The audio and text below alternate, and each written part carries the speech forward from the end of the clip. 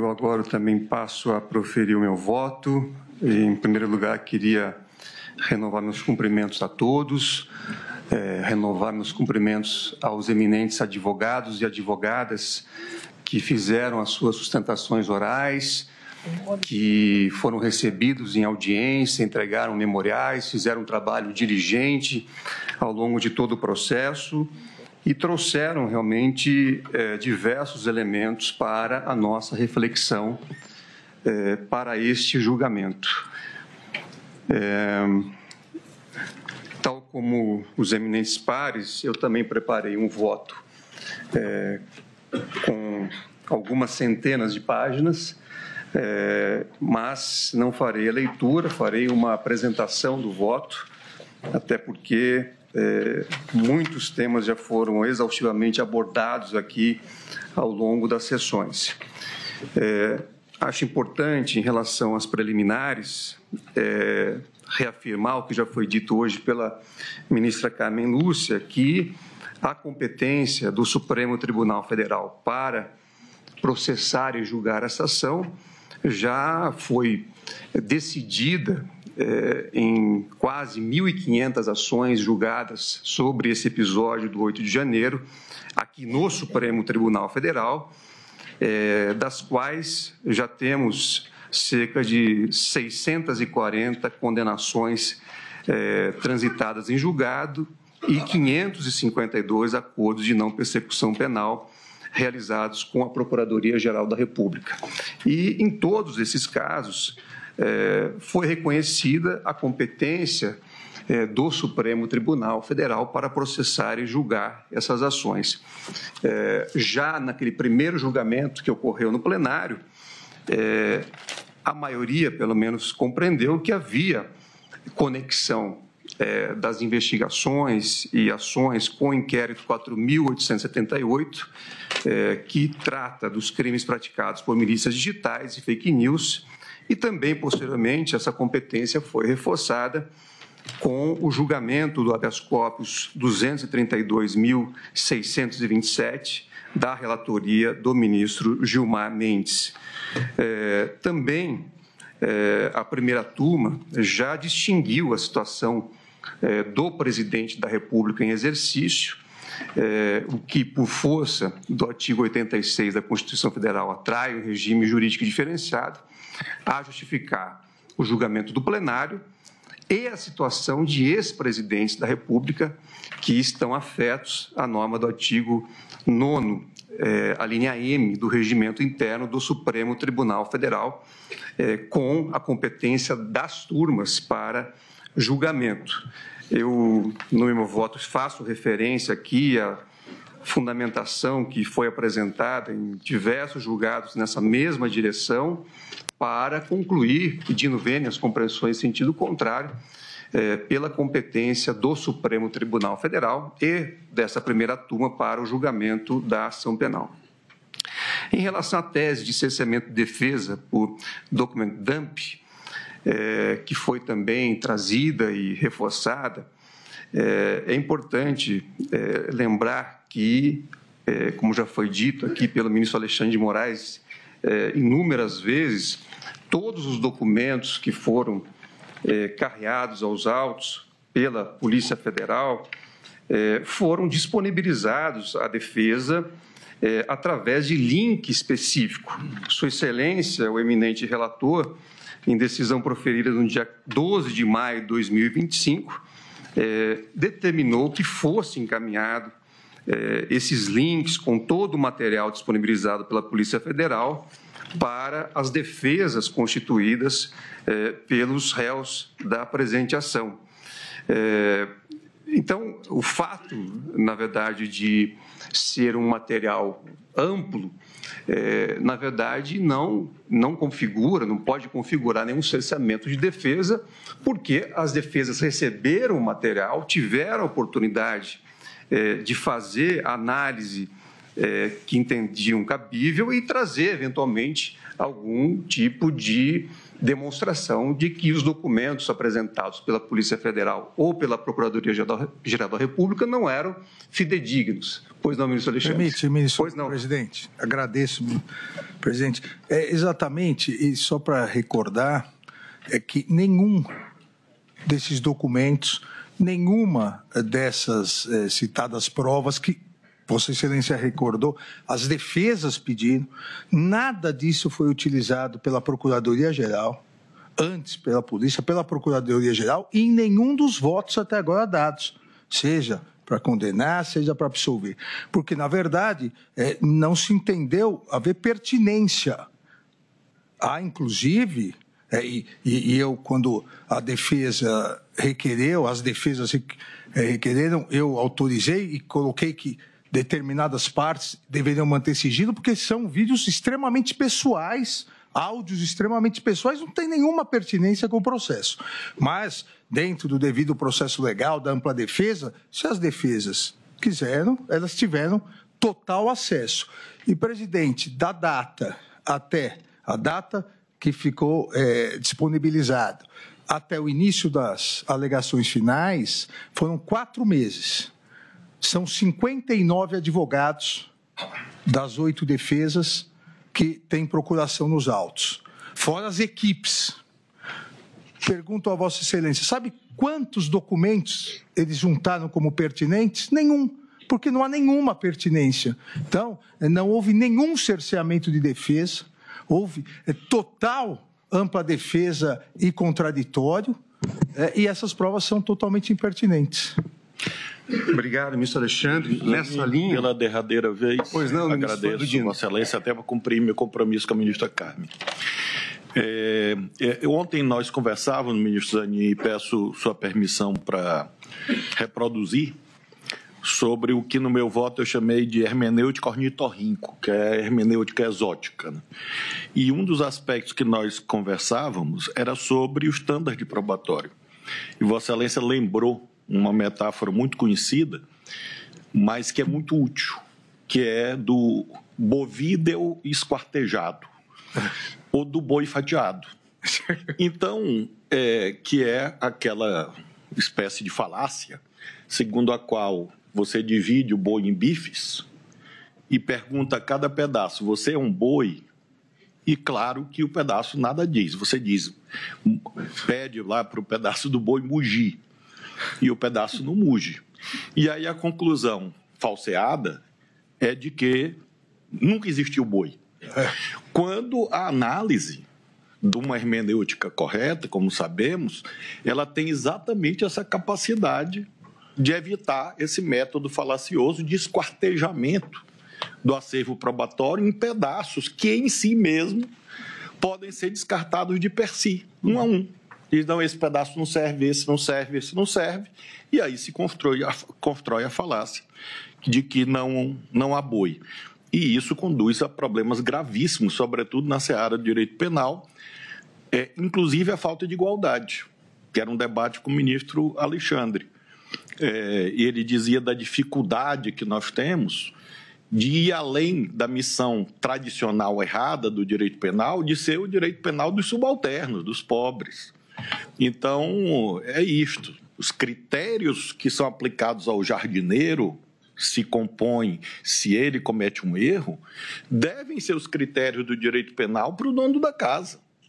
Porque, senão, você não consegue construir justiça se a lei não for aplicada de modo isonômico para todos. Então, essas observações de Vossa Excelência, e eu me desculpo de ter revelado a sua metáfora, mas é porque eu acho que ela esclarece bem qual é o standard probatório adotado aqui a mostrar a legitimidade do julgamento. Obrigado. Obrigado, ministro Flávio Dino. E no meu voto eu anotei que não se pode deixar de registrar que nos tempos atuais, em que pessoas e empresas acumulam grande volume de dados e informações, investigações complexas que possam envolvê-las possivelmente levarão em consideração, de igual forma, grande volume de dados e informações. Por essa razão, fala-se em maxi-processos ou megaprocessos criminais. Não há dúvida de que os advogados devem ter pleno acesso a esse acervo para que possam fazer a seleção que entender necessária para a melhor defesa técnica de seus constituintes. Muitas vezes, esse acesso pressupõe o auxílio de especialistas em informática ou em acesso a dados e dispositivos, cabendo aos causídicos identificarem e terem à disposição profissionais que possam auxiliá-los nessa empreitada. No caso concreto, entretanto, não há negativa de que foi disponibilizado todo o material probatório às defesas técnicas. Ao contrário, nas sustentações orais, houve a confirmação de que todo o material foi disponibilizado pelo eminente ministro relator.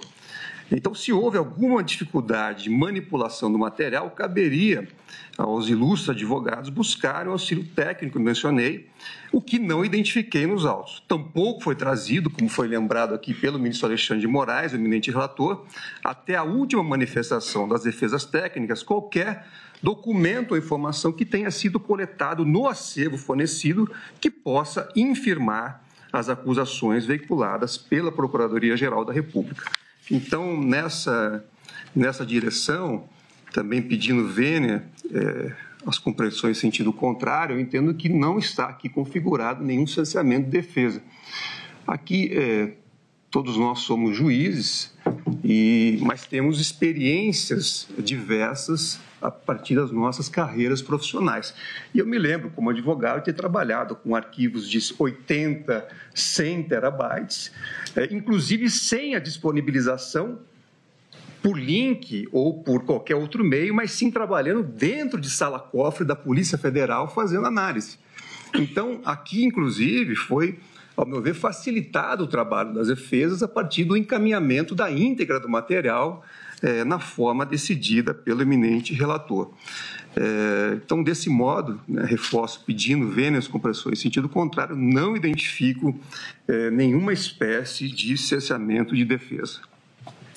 Houve nova imputação de suspeição do ministro relator em razão do indeferimento pontual de diligências no curso da instrução, mas, na minha compreensão, também não há qualquer indício de parcialidade. Esse assunto, como já foi rememorado pela eminente ministra Carmen Lúcia, também já foi decidido pelo plenário do Supremo Tribunal Federal, tanto a arguição de suspeição do eminente relator, como do eminente ministro Flávio Dino e também a minha, e essa suspeição foi afastada, insisto, pelo plenário do Supremo Tribunal Federal, e não vejo nenhuma nova causa que possa configurar essa suspeição. Lembro que o artigo 400, parágrafo 1º do Código de Processo Penal assinala que as provas poderão ser produzidas numa só audiência, podendo o juiz indeferir as consideradas irrelevantes, impertinentes ou protelatórias. Também o questionamento sobre a aplicação de medidas cautelares de ofício após notícia de descumprimento de medida anteriormente aplicada é tema recorrente, não há qualquer vício, isso vem da aplicação do artigo 282, parágrafo 5º do Código de Processo Penal. Também analisei em relação à acariação, foi trazida aqui pelas defesas uma suposta nulidade, porque não teria sido registrada em áudio e vídeo. No entanto, além do fundamento já trazido pelo eminente relator, ou seja, a necessidade de preservação do material, é importante lembrar que o artigo 229 do Código de Processo Penal, em seu parágrafo único, ao tratar da acariação, diz literalmente que os acariados serão reperguntados para que expliquem os pontos de divergência, reproduzindo-se o termo em ato de acariação. Então, em ato de acariação. Então, não há aqui, inclusive, previsão ou obrigação do julgador de fazer esse registro, sobretudo se houver algum tema sensível que possa prejudicar o bom andamento do processo. Também não vejo dessa forma nenhum tipo de vício que possa configurar suspeição do eminente relator. Antes de avançar, também faço questão de registrar aqui meus cumprimentos ao ministro Gilmar Mendes, nosso decano do Supremo Tribunal Federal, que por um lapso não fiz o registro no início da sessão. É um prazer tê-lo aqui, ministro Gilmar. Também houve alegação de violação ao princípio acusatório durante os interrogatórios, sob a argumentação de que o eminente relator teria feito diversas perguntas aos réus da presente ação.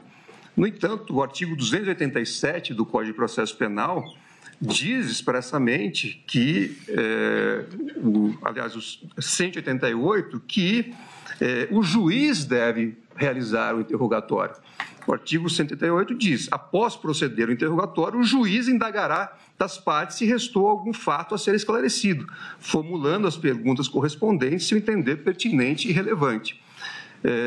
Diferentemente de outros procedimentos, como o tribunal do júri, em que esse formato é diferente, no processo comum, como é o caso, cabe ao juiz efetivamente realizar o interrogatório por força de expressa disposição legal. Pois não, ministro Alexandre. Presidente, só uma complementação que Vossa Excelência disse, exatamente porque o interrogatório no processo comum é o momento da defesa pessoal, da autodefesa. Por isso que o juiz, inclusive, para verificar quais as dúvidas que tem para julgar, o juiz pergunta diretamente e, como Vossa Excelência colocou, as partes, elas complementam, obviamente, e já discutimos isso aqui, os réus podem alegar o direito ao silêncio, mas quem inicia as perguntas até para permitir que o réu possa mostrar ao juiz a sua inocência. Obrigado, presidente. Exato. É dessa forma que está previsto o ato em lei. Como eu disse, há outras hipóteses, como o tribunal do júri, em que as partes fazem a pergunta por meio do juiz, mas não é o caso aqui dos autos. Então, também não vejo nenhuma violação ao princípio acusatório com o devido respeito. Sobre a pretensão de suspensão do processo em relação ao crime de organização criminosa,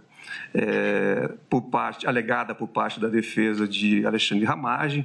Também hoje a ministra Carmen Lúcia, assim como todos os eminentes pares que já haviam votado, com exceção do eminente ministro Luiz Fux, já afastaram essa alegação, porque de fato houve já um julgamento da primeira turma especificamente sobre esse tema, que entendeu que não era possível ampliar a suspensão, além daqueles crimes ocorridos após a diplomação, porque essa compreensão pode ser extraída de forma expressa do artigo 53, parágrafo 3º da Constituição Federal. Então, não vejo aqui também nenhuma razão, com o máximo respeito, em relação a essa alegação. Também não, tal como foi dito hoje pela eminente ministra Carmen Lúcia, não vi, após um exame detalhado, nenhum vício na colaboração premiada de Mauro Cid Barbosa. Podemos ter diversos questionamentos em relação à delação, se ela deve existir no ordenamento jurídico ou não, mas o fato é que ela existe e foi aprimorada pela Lei 12.850, que, aliás, depois foi novamente aprimorada justamente para buscar garantir aos investigados e eventualmente delatados que possam ter as condições necessárias e resguardados os direitos de cada um dos atores para que a colaboração seja utilizada de forma, digamos, responsável e não para buscar alvos. E aqui, efetivamente, a despeito de algumas dissonâncias que foram apontadas, eu fiz uma leitura e uma análise atenta de todos os depoimentos e me parece que havia, por parte do colaborador, a intenção de cumprir aquilo que foi acordado com a Polícia Federal, e todas essas dissonâncias acabaram sendo esclarecidas ao longo da investigação e da instrução. Então, não vejo aqui nenhum tipo de vício nessa colaboração na esteira de todos os votos que me antecederam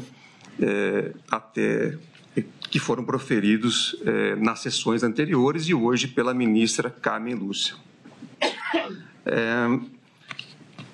Eu trago aqui também, agora, algumas premissas teóricas, rapidamente, para recordar, em relação ao delito de organização criminosa, já entrando no mérito agora da presente ação penal, que o mandamento de criminar situações envolvendo estruturas associativas mais complexas surge com a recepção no direito brasileiro da Convenção de Palermo.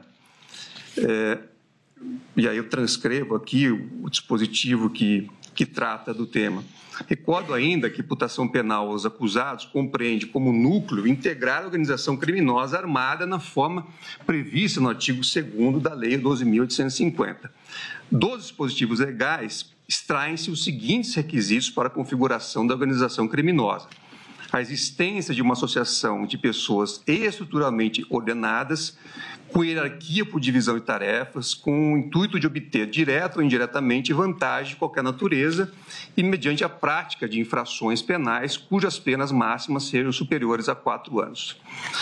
Na doutrina, acrescenta-se a necessidade de estabilidade, diferenciando das hipóteses de concurso de pessoas ou de associação eventual para a prática de crime.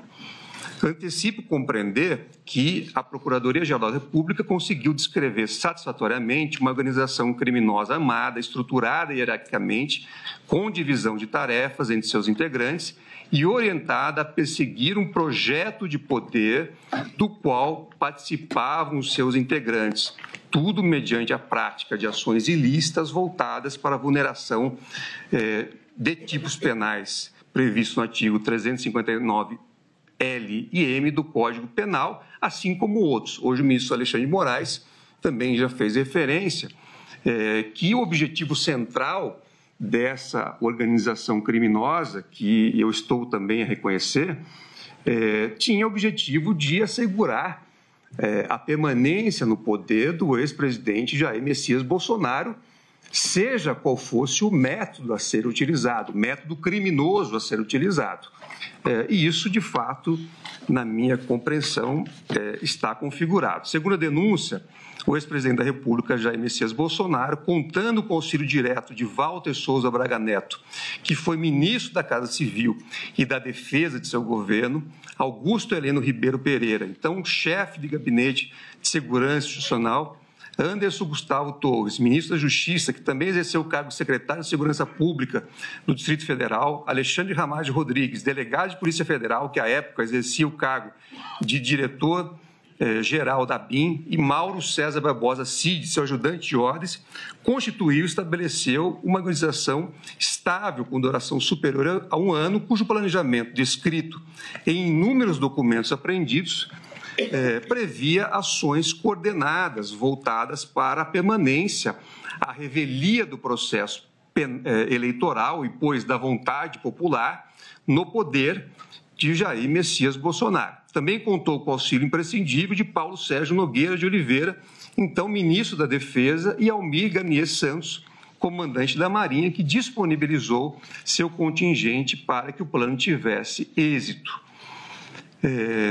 Prossigo no meu voto, dizendo que a prova dos autos permite concluir, e eu vou fazer referência ao longo do voto, que os acusados objetivavam romper com o Estado Democrático de Direito, valendo-se deliberadamente e da condição expressa, da concitação expressa a um desejado uso do poder das Forças Armadas. Havia clara divisão de tarefas. Jair Messias Bolsonaro é apontado como líder da organização criminosa diante da sua posição de comando referendada pela prova documental, que indica que todos procuraram a ele se reportar, além de ser o maior beneficiário das ações da organização criminosa.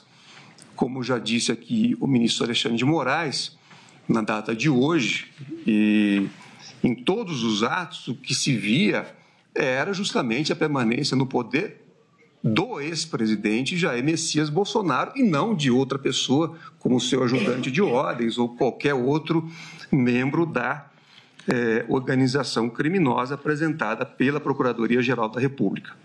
Augusto Heleno e Alexandre Ramagem teriam prestado auxílio psíquico, elaborando planejamento detalhado, constituindo discursos para fomentar a narrativa golpista e viabilizando o uso da BIM para monitoramento de pessoas e interesses da organização.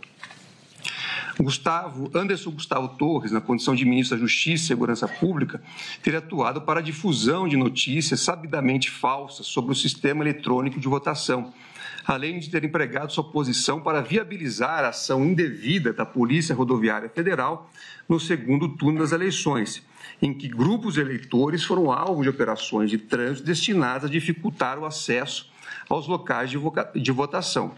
Mais do que isso, na condição de secretário de Segurança Pública do governo do Distrito Federal, viajou às vésperas do dia 8 de janeiro, ignorando o risco elevado de convulsão social, já monitorada em grupos de redes sociais entre integrantes das forças de segurança. Mauro César Barbosa Cid, ajudante de ordem, seria o porta-voz de Jair Messias Bolsonaro e responsável pela transmissão de orientações e informações aos demais membros do grupo. Paulo Sérgio Nogueira de Oliveira, na condição de ministro da Defesa, seria responsável por endossar a narrativa de descredibilizar o sistema eleitoral, utilizando-se, inclusive, de estrutura do Ministério da Defesa para tanto. Ainda, segundo a Procuradoria-Geral da República, assumiu o papel voltado para articular o convencimento da adesão de comandantes das Forças Armadas às ações do grupo.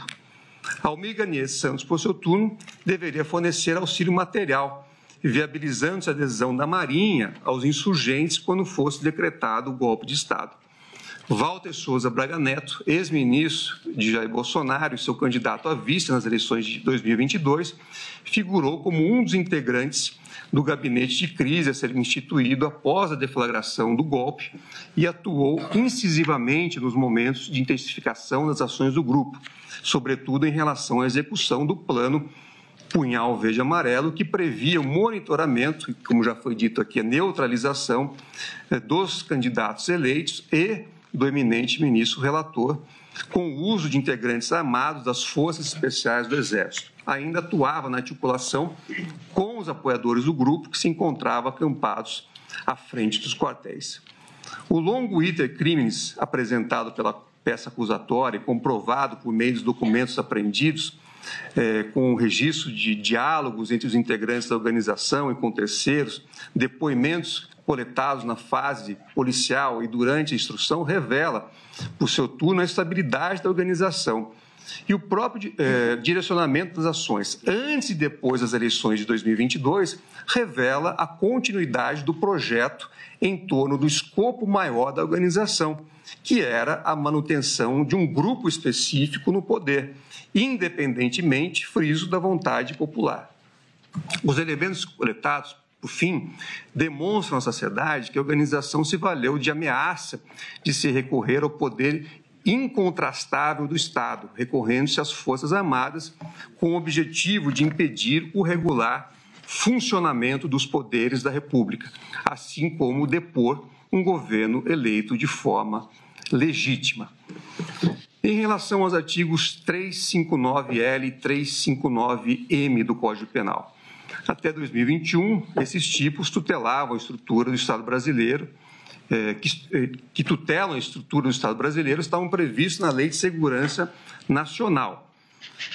Mais de 30 anos depois, em 2021, foi finalmente publicada a Lei 14.197, que revogou a Lei de Segurança Nacional e determinou a inclusão do título 12 no Código Penal brasileiro, tratando dos crimes contra o Estado Democrático de Direito, dentre os quais nos interessam os delitos previstos no capítulo 2, que compreende os crimes contra as instituições democráticas, notadamente os tipos de abolição violenta do Estado Democrático de Direito e golpe de Estado. O contexto da promulgação da legislação, em meio ao incremento da tensão entre o Poder Executivo Federal e o exercício de função contra-majoritária pelo Supremo Tribunal Federal, eu tratarei também no voto. A importância de uma legislação que tutele o Estado Democrático de Direito avulta diante do histórico de irrupções contra a ordem democrática e de insurreições que, desde o advento da República, assolaram o país. Basta rememorar a sequência de golpes de Estado vivenciados pelo Brasil, como é o caso do período chamado Estado Novo, bem como no regime militar instalado após o golpe de 64. Embora a doutrina sustente uma continuidade normativa entre o tipo do artigo 17 da Lei de Segurança Nacional e o artigo 359-L do Código Penal, a nova legislação representou simbolicamente uma opção do legislador para que houvesse uma tutela efetiva do Estado Democrático de Direito, por meio de normas penais compreendidas como instrumentos de autodefesa democrática, para usar a expressão de Adhemar Borges. A virulência das agressões no dia 8 de janeiro de 2023 reafirma a necessidade da tutela penal do Estado Democrático de Direito. Nas palavras de Rodrigo Sanches Rios e Vitor Costa, a defesa da democracia pressupõe, antes de mais nada, a identificação dos meios à sua disposição para prevenir, reprimir e imunizar o sistema político contra agressões advindas de pretensões autoritárias.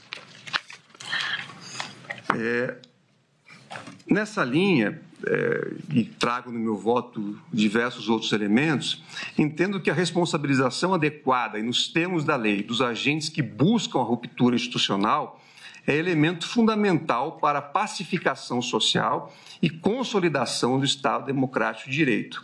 Também é preciso fixar a correta compreensão da tipificação das ofensas penais como delitos de atentado ou de empreendimento, como já foi aqui trazido também nos votos que me antecederam, enfim, sobre a natureza desse tipo ou desses tipos penais. A definição do momento do início da execução é a linha que separa os atos preparatórios não puníveis da consecução de um delito de atentado punível. Na doutrina penal, ao se buscarem alternativas para determinar o exato momento do início da execução, há teorias que enfatizam, ora, aspectos subjetivos, ora, aspectos objetivos, ou que procuram combinar ambos os aspectos. E aqui eu trago uma análise detalhada sobre a teoria subjetiva, teoria objetiva da conduta, as teorias objetivo-materiais, que já foram referidas também pelo ministro Flávio Dino, para dizer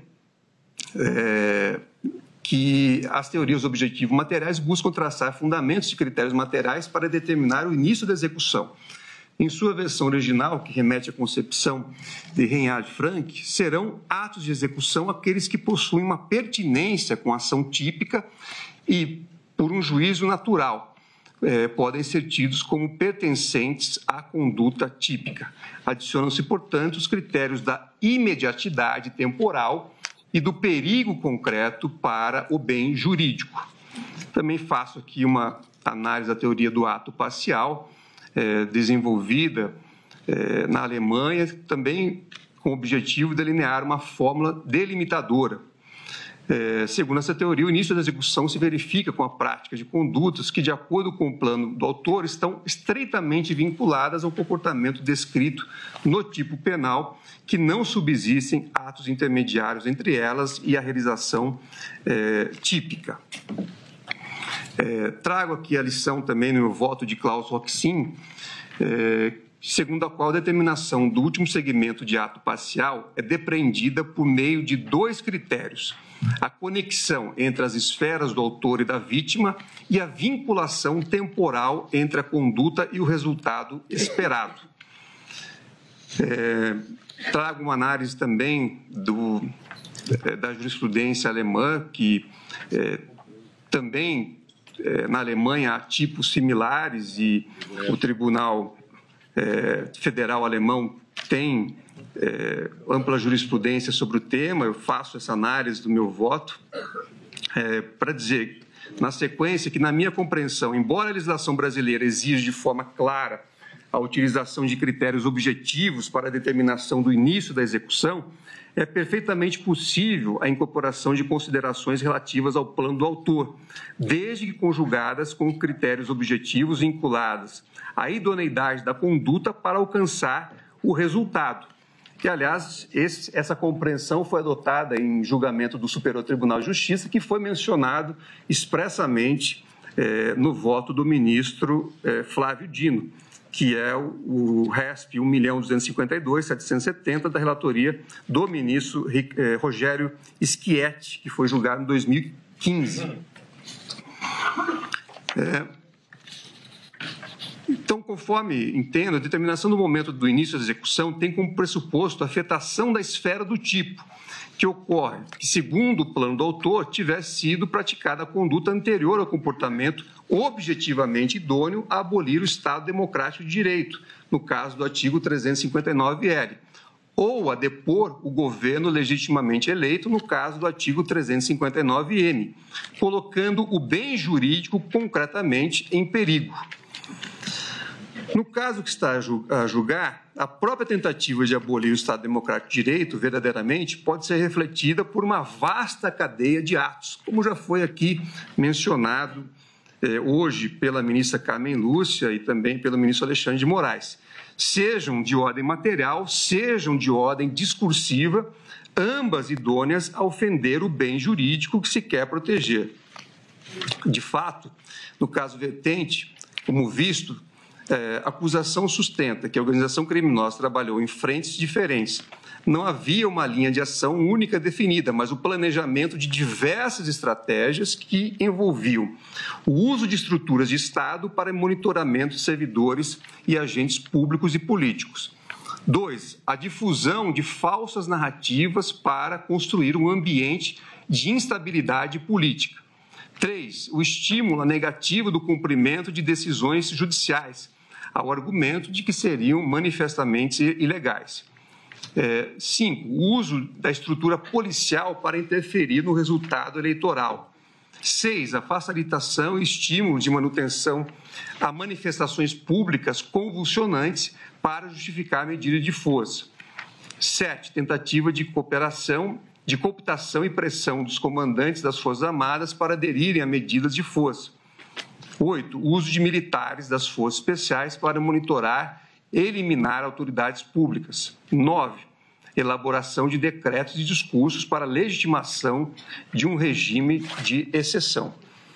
Para cada uma dessas estratégias que vulneram de diferentes formas o bem jurídico, porquanto incrementam sobremaneira o risco de lesão, há imputação sobre condutas incluídas na denúncia, sobre as quais os acusados puderam se defender.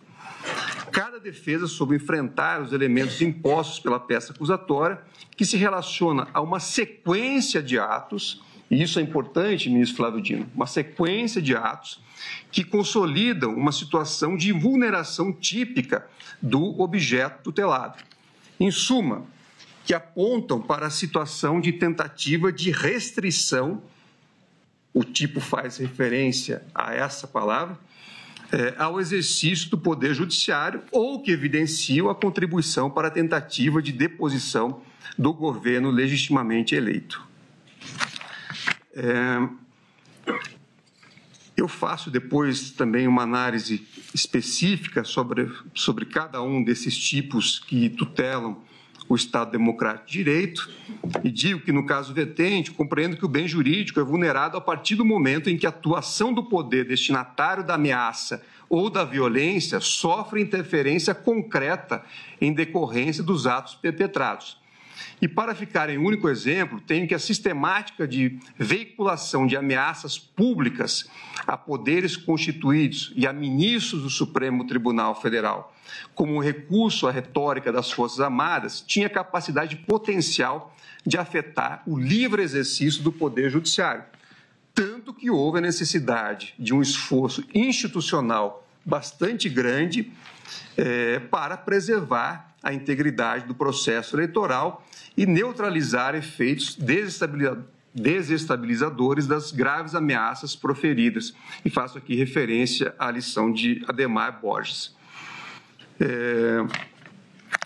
Também recordo que o objeto da tutela é o Estado Democrático de Direito, sobressaindo o elemento normativo que diz respeito ao meio de execução da tentativa, promovida por violência ou grave ameaça. Entretanto, diferenciam-se significativamente na forma pela qual tutelam o Estado Democrático de Direito, tanto o artigo 359-L como o M. Então, eles não se confundem e também não há que se cogitar, por isso, do princípio da consunção. Pois não, ministro Flávio Dino. Ministro Zanin, apenas para frisar uma lembrança inédita até aqui no julgamento, sua, que eu acho de altíssima importância nessa quadra difícil que o regime democrático atravessa no mundo. Sabemos bem que aquilo que o ministro Alexandre chama de populismo, de extremismo, enfim, lamentavelmente não é um fenômeno apenas brasileiro, é um pouco espírito do nosso tempo. E no caso brasileiro, creio que esse julgamento é um sinal muito importante para o Brasil também, esperamos nós, para outras experiências democráticas, e é muito importante o ato de Vossa Excelência de sublinhar que não é só impedir, restringir. E isso tem uma eficácia profilática muito importante para outros casos. Ontem mesmo eu representei a Polícia Federal porque passaram o dia milhares de postagens dizendo que eu devia ir para o Nepal, ou que iam fazer o Nepal aqui e que iam tocar fogo nas casas das pessoas. E eu sempre me preocupo muito com isso, porque nós sabemos que essas coisas, infelizmente, ganham materialidade. Então, do ponto de vista preventivo, é muito, muito relevante a lembrança de Vossa Excelência. Não é só impedir, restringir. Também. Obrigado. Presidente. Pois não, ministro. Mas só uma observação. O que eu denomino, corretamente foi dito pelo ministro Flávio, mas é um pouco mais amplo, é o novo populismo digital extremista. Porque, na verdade, analisando, eu tive a oportunidade de analisar a minha tese de cátedra na Universidade de São Paulo, de titularidade, no mundo todo, o leste europeu, Europa, Estados Unidos e Brasil, esse novo populismo extremista que se baseou na tentativa de destruição das instituições, utiliza as redes sociais com o que eu sempre denominei as milícias digitais, ou para destruir reputações, para destruir imagens, ou para criar e auxiliar a criar essas, hoje é o termo que se usa muito, narrativas, como a ministra Carmen Lúcia bem disse, para dizer que em determinado local as urnas eletrônicas são fraudulentas, não funcionam. Então, na verdade, eles não atacam mais a democracia, atacam os instrumentos que levam à democracia. Se as urnas eletrônicas são manipuladas, se a justiça eleitoral é manipulada, não é que eu não sou democrata, eles não são. Então vamos acabar com isso, damos o golpe até conseguirmos retornar. Então, é muito grave o que vem acontecendo no mundo todo e foi muito grave o que aconteceu no país. Obrigado, presidente. Imagina. E por isso, aliás, eu já disse aqui no início do meu voto, quer dizer, é necessário haver instrumentos para garantir o Estado Democrático de Direito. E esses dispositivos, o 359L e o M, têm exatamente essa finalidade. Nós temos os instrumentos. Acho, presidente, se Vossa Excelência me permite, que o que era golpe de Estado foi passado, e o professor Newton Minhoto ensina bem isso, fala-se em golpe de Estado, em que o Cícero, nas Catilinárias, quando Catilina tenta chegar ao poder, ele fala-se em golpe de Estado, mas antes era uma questão política. Com o Estado de direito, todo mundo tendo que se submeter ao direito, governantes e governados, precisa-se, portanto, de passar para o próximo degrau histórico. É uma questão de direito. Logo, se quem atua no golpismo não é incriminado nem punido, é o que o Vitor Hugo dizia. Então, isso vira um exemplo. Pode fazer, porque nada acontece. No máximo, você não chega ao poder ou não mantém o poder. E por isso é que ele fala na terceira fase do que é golpe de Estado, e é isso que foi tipificado com este nome, adotando-se essa expressão, é exatamente o descumprimento do direito dentro de um Estado de direito. Então, esta corrosão interna é um vírus mesmo. O corpo, a pessoa está ali, mas ela está com a doença gravíssima e vai morrer. Ele é insidioso, invisível, e, portanto, um dia você tem um dor no braço, outro dia não sei, mas tudo, como disse o ministro Flávio, se eu for um especialista, ele vai dizer, não, isso aqui é um problema de alergia. Até uma hora que, não, isto tinha um núcleo doente que foi se espalhando e contaminando o corpo inteiro. Ora aparecia como alergia, ora aparecia como doença, mas você dizia sempre que não estava bem de saúde. A saúde política e jurídica no Estado Democrático de Direito exige o que vale para nós seres humanos. A pessoa inteligente cuida da saúde para não tratar da doença. É preciso que a gente cuide de cada coisa. Então, eu acho que é exatamente o que Vossa Excelência afirma e que o ministro Alexandre afirma como sendo esta corrosão interna. É uma contaminação de uma doença contrária ao direito. Esse julgamento, ministra Carmen, é um check-up da democracia. Eu espero que seja... Me apropriando da metáfora de Vossa Excelência. E eu espero que seja este julgamento um remédio para que não volte com frequência. A recidiva não é boa. Obrigado, ministra Carmen, ministro Flávio. Eu prossigo dizendo que o artigo 359-L veda qualquer ação que promova o impedimento ou a restrição ao exercício dos poderes. Não exige golpe, deposição ou substituição. O crime é praticado, portanto, sem a necessária mudança governamental. Como definem Sanches, Rios e Costa, a coação violenta dos poderes constituídos passou a constituir-se em modus operandi da tentativa de abolição do Estado democrático. Já o artigo 359-M proíbe a tentativa de deposição de governo legitimamente eleito. A ideia nuclear do tipo aqui volta-se ao afastamento ilegítimo do governo legalmente constituído, ou seja, o chefe do Poder Executivo Federal, por meio de violência ou grave ameaça. Além da especialidade do tipo, diferenciam-se, pois, os elementos nucleares da vedação constitucional, que não se comunicam. Ambos protegem o Estado Democrático de Direito de formas diversas. Por isso, como eu já adiantei, não há que se cogitar, na minha compreensão, pedindo vênia às compreensões em sentido contrário, em consunção, especialmente quando as ações são temporal e materialmente diversas, ainda que animadas pelo mesmo objetivo final, manter-se no poder de forma ilegítima. Então, a partir dessas constatações, reitero entender também comprovada a materialidade delitiva, inclusive em relação aos elementos normativos, violência e grave ameaça. Esses são conceitos tradicionais do direito penal, mas que carecem de maior precisão, tendo em vista a peculiaridade do tipo penal em questão. A violência é tradicionalmente concebida como emprego da força física que recai sobre algo, a depender da conformação típica como uma pessoa ou coisa, ao passo que a ameaça é definida como promessa de um mal futuro a alguém, seja por meio de palavras, gestos ou escritos, idônea para provocar efeito coercitivo sobre a vítima, ou seja, para restringir sua liberdade de decisão. Contudo, considerando a natureza coletiva do bem jurídico protegido pelo tipo, os conceitos de violência e de ameaça devem ser interpretados, à minha compreensão, a partir da finalidade do empreendimento de depor o governo legitimamente constituído.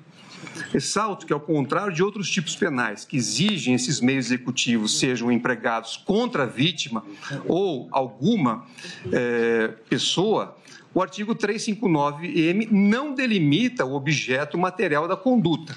Assim, a violência ou ameaça típicas, e é isso que eu dizia quando o ministro Alexandre exibiu o vídeo, devem se dirigir a algo ou alguém, mas não necessariamente a uma pessoa ou coisa representada desse governo, sendo determinante a demonstração do efeito coercitivo e institucional.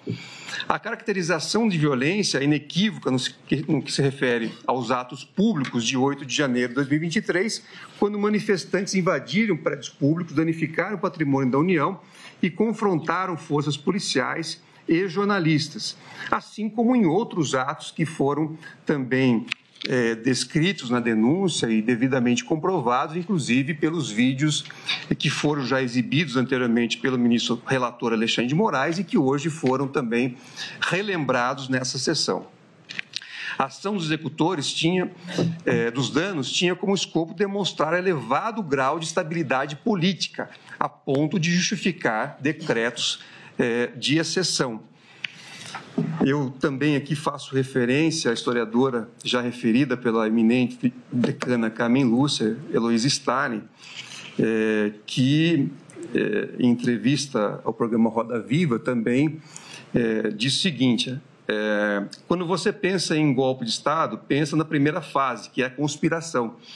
Nós vamos conspirar como é que nós vamos derrubar um governo legalmente constituído e ocupar o poder. A segunda fase é como eu crio uma situação de instabilidade institucional de tal maneira que eu possa, eu, golpista, que nós possamos ocupar o poder ilegalmente. Então, em 1937, foi o Plano Cohen, em que você teve uma insurreição comunista no Brasil. Em 64, a quartelada e a saída das tropas. E talvez no dia 8, não sei se vocês vão concordar, o 8 de janeiro é o caos, disse a historiadora ao fazer essa análise. Como já mencionei no voto que proferi quando recebimento da denúncia, o recorrente recurso à possibilidade de intervenção militar, como foi também reiterado hoje aqui pelo ministro relator Alexandre de Moraes, também constituiu uma forma de constrangimento ameaçador. A contingência foi reiteradamente sugerida por alguns dos acusados em manifestações públicas, incluindo situações documentadas em que o então presidente da República atacou a atuação do presidente do Tribunal Superior Eleitoral. O elemento normativo grave ameaça, presente nos artigos 359L e 359M, pode configurar, portanto, em tese, pela sugestão de medidas de exceção em absoluto e manifesto descompasso com as restritas hipóteses constitucionais, exarada pelo comandante em chefe das Forças Armadas ou por integrante do alto escalão de governo, sob pretexto de críticas à atuação de outro membro do poder e com o uso de informações sabidamente falsas. Configura-se assim, entendo, um expediente ameaçador voltado para constranger o livre exercício dos poderes constituídos. Em relação aos crimes previstos no artigo 163, parágrafo único, inciso 1, 3 e 4 do Código Penal e 62, inciso 1 da Lei 9.605, de 98, também imputados na denúncia apresentada pela Procuradoria-Geral da República. Entendo que não há grandes questionamentos, sequer pelas defesas, acerca da materialidade do crime de dano. A denúncia e os documentos que acompanharam registraram um prejuízo global significativo.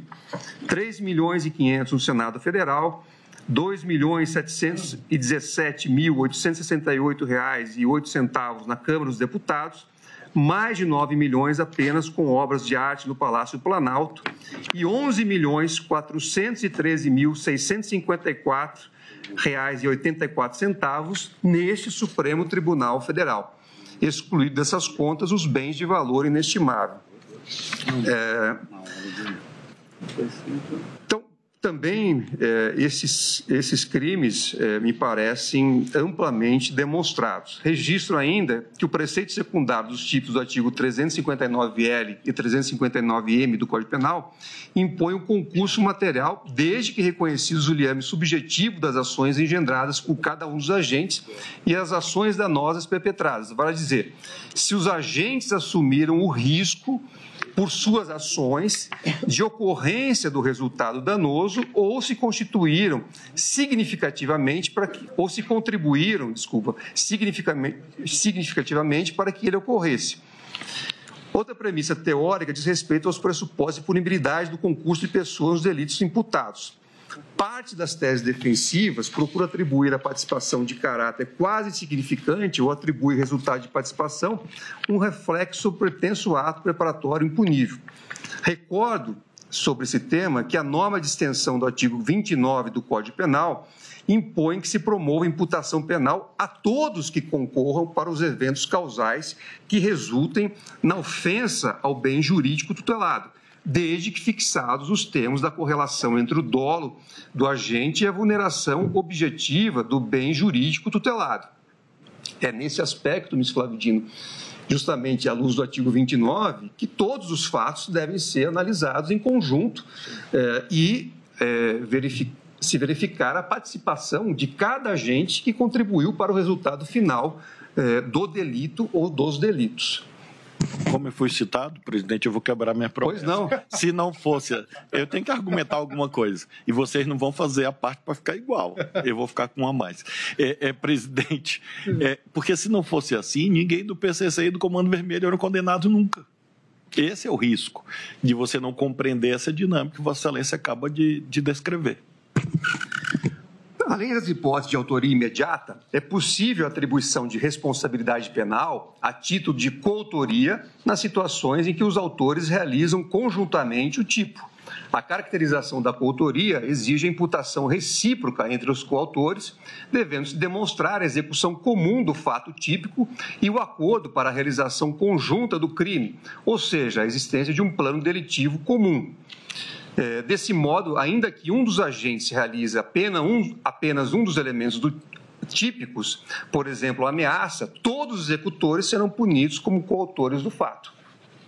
Já a participação punível pode ocorrer tanto por meio de instigação ou induzimento, condutas que influenciam a decisão do autor de praticar o delito, como por meio de auxílio, seja material ou psíquico, também chamado de cumplicidade, situação em que o partícipe fornece recursos para possibilitar a prática do delito por parte do autor.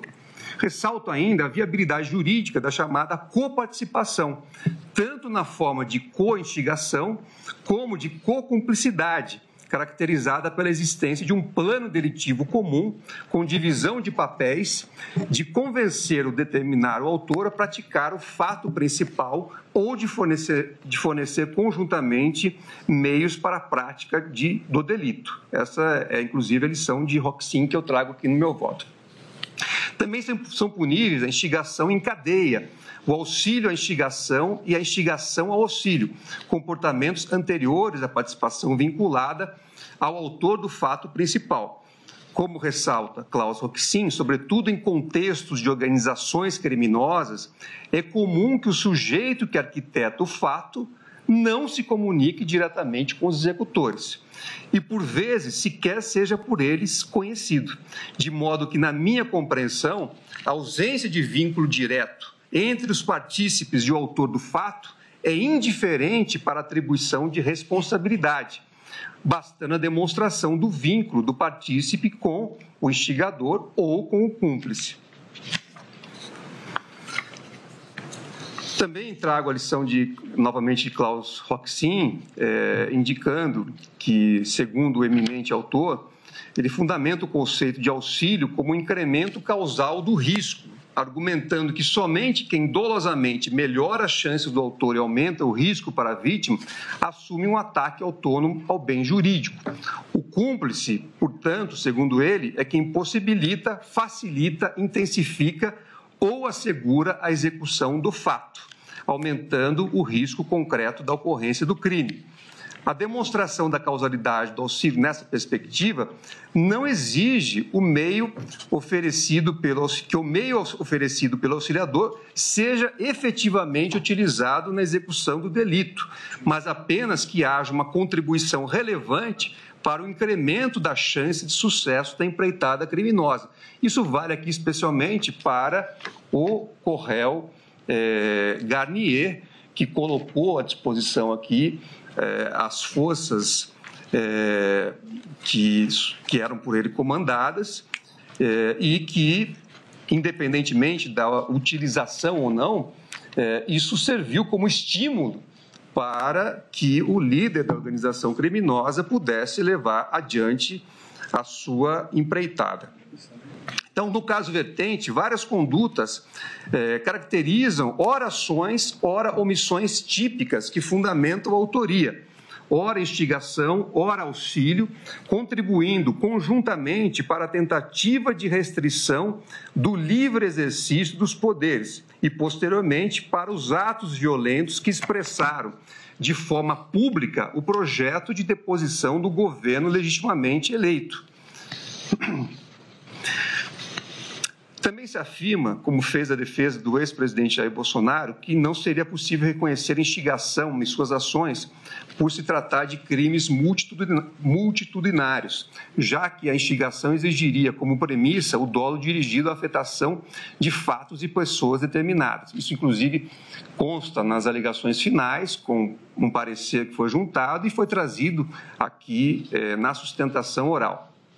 A defesa argumenta inicialmente que isso decorreria da exigência do dolo duplo do partícipe. Na sequência, desloca o debate para a cumplicidade através de ações neutras, mesclando auxílio e instigação, que são categorias distintas, e argumenta que a punição do partícipe exigiria o conhecimento dos planos delitivos, aqui é textual, do sujeito que se beneficia da contribuição prestada.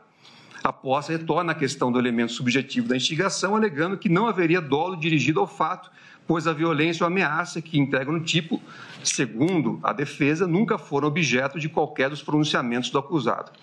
Entendo que não assiste razão com devido respeito. Em primeiro lugar, já é possível afastar o argumento vinculado ao debate sobre a limitação da responsabilidade penal em caso de cumplicidade através de ações neutras. Isso porque a imputação que aqui se trata é de instigação, isto é, de determinação da vontade ou decisão do autor de praticar o delito, e não de auxílio ou cumplicidade, que se refere a uma contribuição por meio de fornecimento de recursos, sejam materiais ou psíquicos. Ademais, uma determinação moral substanciosa, como a exarada pelo ex-presidente, está longe de ser neutra, como nos grupos de casos que orientam esse debate. Em segundo lugar, reputo relevante ressaltar que, ao citar parecer que faz referência aos trabalhos de Beatriz Camargo e Klaus Roxin, a defesa menciona argumentos que, na verdade, dizem respeito a uma crítica à teoria causal da instigação, não havendo qualquer menção à instigação de crime de multidão, como faz crer em suas alegações. Beatriz Camargo, ao dizer que, textual, o critério do condicionamento causal para a decisão do autor incluiria uma infinidade de situações nas quais as pessoas influenciam o comportamento das outras, esclarece na fase anterior que se trata de uma crítica à teoria causal do conceito de instigação, concepção que se satisfaz com a contribuição causal para a resolução criminosa. Já Klaus Roxin, no trecho citado, também traça uma crítica a essa mesma teoria, argumentando que a instigação tem que impedir o autor diretamente ao crime. Nesse trecho, o autor comenta diferentes casos concretos, nenhum deles referentes a crimes multitudinários. A crítica ali traçada, portanto, é de que fatos cotidianos podem servir como estímulo ou influência para o cometimento de crimes e que isso, por si só, não é suficiente para afirmar a instigação, já que meros estímulos não aumentam de forma relevante o risco para os bens jurídicos. De qualquer forma, afastar a teoria causal não implica dizer que a instigação exige uma comunicação direta do instigador com o autor do crime. Como defende Beatriz Camargo, é textual, a instigação não deve ser compreendida simplesmente como causação ou reforço da resolução criminosa, nem como uma relação de dependência no sentido do domínio fático do autor em relação ao instigador. Ao contrário, a única relação de dependência relevante que se pode estabelecer entre o autor e o instigador é de caráter normativo. Assim, continua o autor, o instigador, com a sua conduta, se responsabiliza pelo motivo que o autor do crime tem para agir, de modo que não é possível compreender as razões do autor do crime sem mencionar a pessoa do instigador. Dessa forma, o mero fornecimento de conselhos não seria prima facie suficiente para caracterizar a instigação, mas, conforme entendo, a incitação pública e reiterada pode caracterizá-la, notadamente no caso dos autos, em que o acusado, o ex-presidente Jair Messias Bolsonaro, proferiu discursos exaltados em recorrentes manifestações públicas nas quais difundiu notícias falsas sobre a idoneidade de pessoas e instituições, inflamando a população a partir de um discurso de perseguição e aduzindo sempre a possibilidade de se recorrer ao apoio das Forças Armadas.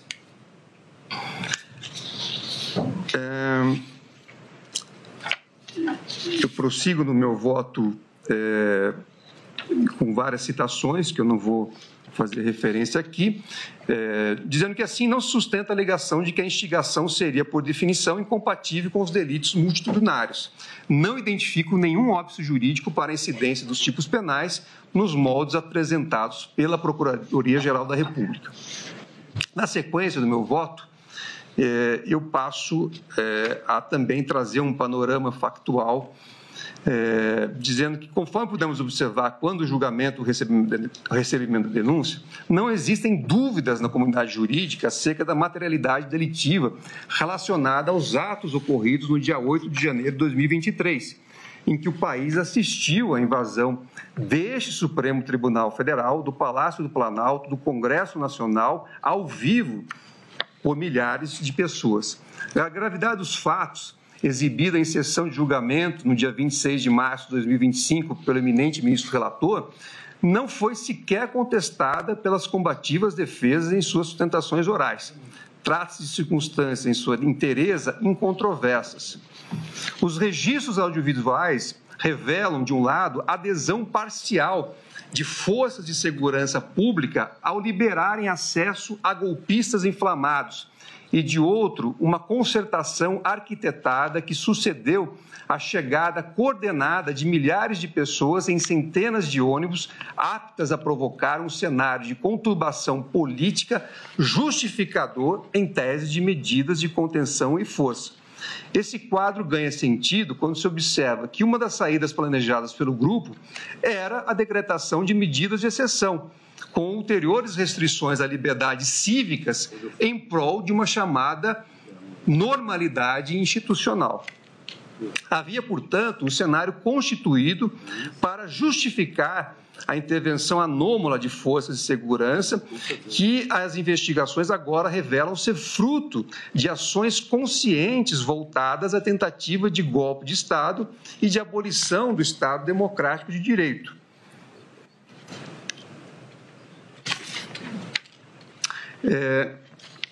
Já no momento do recebimento de denúncia, eu fazia referência que os acusados, como eu já disse aqui, constituíram uma organização criminosa com estrutura hierárquica e divisão de tarefas lideradas pelo ex-presidente da República, Jair Messias Bolsonaro. Como eu já disse também, o núcleo contava com o auxílio direto de Walter Souza Braga Neto, Augusto Heleno Ribeiro Pereira, Anderson Gustavo Torres e Alexandre Ramagem Rodrigues. Mauro César Barbosa Cid, como porta-voz e assessor próximo ao ex-presidente, transmitia as orientações dos demais. A finalidade era a elaboração e a disseminação de mensagens que deslegitimassem urnas eletrônicas, propagassem supostas fraudes e sugerissem intervenção das Forças Armadas contra as instituições. Também as investigações mostram que o grupo atuava em lives, transmissões desde meados de 2021, incitando publicamente as Forças Armadas a agirem contra as instituições democráticas, inclusive para modificar os resultados das eleições desde meados de 2021. Documentos apreendidos na sede do Partido Liberal, como pasta Memórias Importantes, com alusão à Operação 142, já referida aqui pela ministra Carmen Lúcia, detalhavam estratégias de ofensa ao Supremo Tribunal Federal, propugnando anulação de eleições, prorrogação de mandatos, substituição do TSE e interrupção do processo de transição. Outro documento encontrado na sala de Jair Bolsonaro, no PL, e no celular de Mauro César Barbosa Cid, tratava de declaração de estado de sítio, de operação da garantia de lei e da ordem, indicando plano de ruptura democrático difícil de desmentir. Reuniões ministeriais, como a de 5 de julho de 2022, com Jair Bolsonaro, membros do governo e comandantes militares, serviram para difundir o discurso da vulnerabilidade do sistema eleitoral. A participação dos outros denunciados também foi detalhada. Augusto Heleno e Alexandre Ramagem, por exemplo, planejaram o uso ilegal da estrutura de inteligência do Estado, instalando uma estrutura paralela da BIM para produzir desinformações e localizar alvos específicos. Anderson Gustavo Torres, no Ministério da Justiça, foi secretário de Segurança Pública do Distrito Federal e teve participação também na difusão de notícias falsas sobre o sistema eletrônico de votação e contribuiu para uma ruptura institucional, buscava contribuir para uma ruptura institucional ao não cumprir seus deveres de segurança no 8 de janeiro de 2023, além de usar indevidamente a Polícia Rodoviária Federal. No contexto da minuta do decreto de rompimento da ordem, o general Paulo Sérgio Nogueira de Oliveira e o almirante Almir Garnier Santos foram apontados como favoráveis ao plano, ao contrário do general Freire Gomes e do tenente brigadeiro Batista Júnior, que a ele teriam se oposto. Almir Garnier Santos, na compreensão trazida pela Procuradoria-Geral da República e comprovada pelas provas coletadas, também se colocou à disposição de Jair Bolsonaro para a execução das ordens necessárias ao cumprimento do decreto. As investigações demonstram e foram confirmadas durante a instrução emprego de armas, violência e grave ameaça contra os poderes da República, com auxílio psíquico material a manifestantes, tanto nos eventos frustrados de 12 de dezembro de 2022, como em 8 de janeiro de 2023, resultando em danos patrimoniais à União e a bens tombados. Também prossigo no meu voto, enfim, detalhando cada ação que foi realizada por cada um dos réus. E também todos os documentos e materiais que foram apreendidos e trazidos aos autos e disponibilizados às defesas.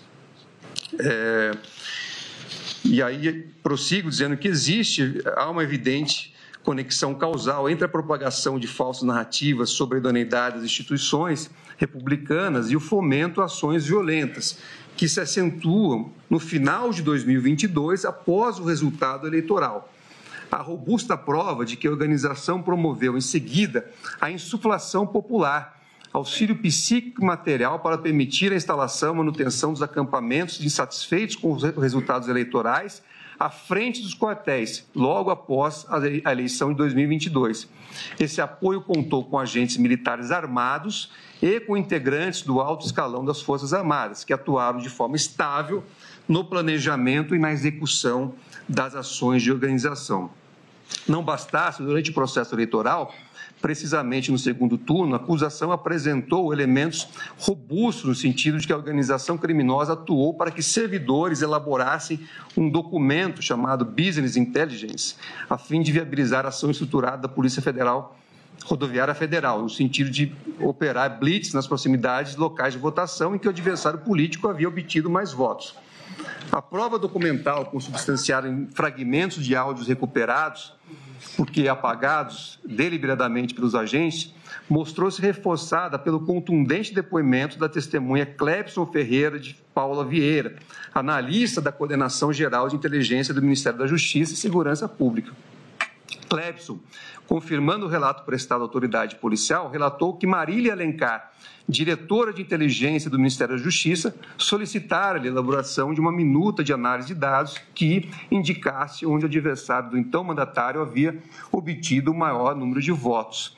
Em sequência, uma avaliação da distribuição do efetivo da Polícia Rodoviária Federal, o que lhe deixou apavorado, porque verificou no dia do segundo turno das eleições que houve operações policiais, inclusive em localidade da Paraíba, presente na lista de análise que havia feito para sua superiora.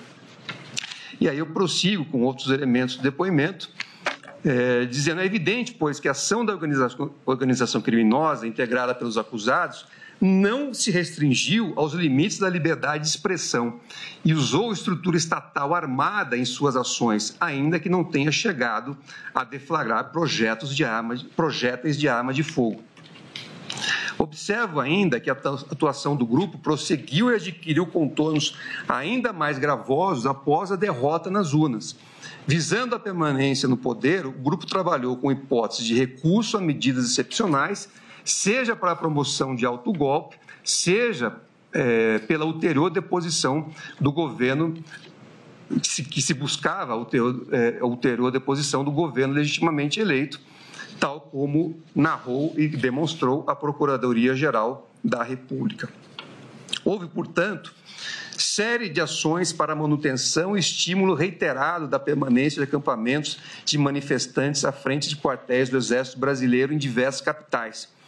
Como já havia exposto aqui no meu voto, o general Mário Fernandes Correl, processado em outro grupo da presente ação penal, esteve presente pessoalmente no acampamento de Brasília e dialogava com líderes do movimento, estimulando a permanência do movimento.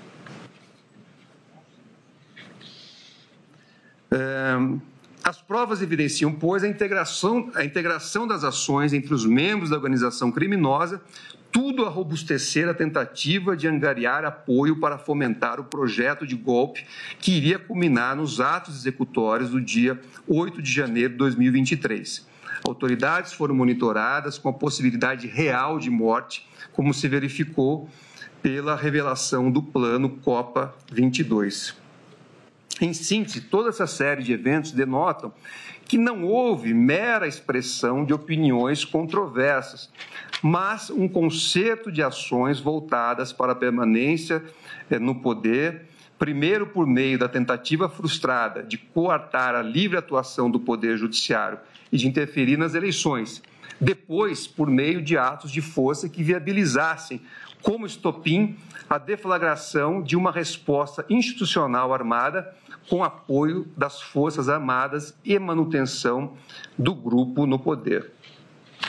Por essas razões, reitero, não há como afirmar que a violência em relação a tais denunciados tem de estar vinculada necessária e exclusivamente ao evento singular do dia 8 de janeiro. Na verdade, descortinou-se um projeto permanente de esgarçamento das relações institucionais, acrescidas do intuito, evidenciado desde as lives promovidas em 2021, de restrição do exercício livre da fiscalização contra-majoritária do Poder Judiciário, com o escopo de permanência no poder. E as ações que se seguiram voltaram-se para esse constrangimento constante do Poder Judiciário, intensificando-se depois da eleição para o escopo de deposição do governo eleito. Essa sequência de atos não se constrói do dia para a noite, nem se consolida em atos únicos, delimitados facilmente no tempo e no espaço. São ações que se conjugam, situações que se consolidam e que se alimenta, ao fim, a um risco proibido de produção do resultado.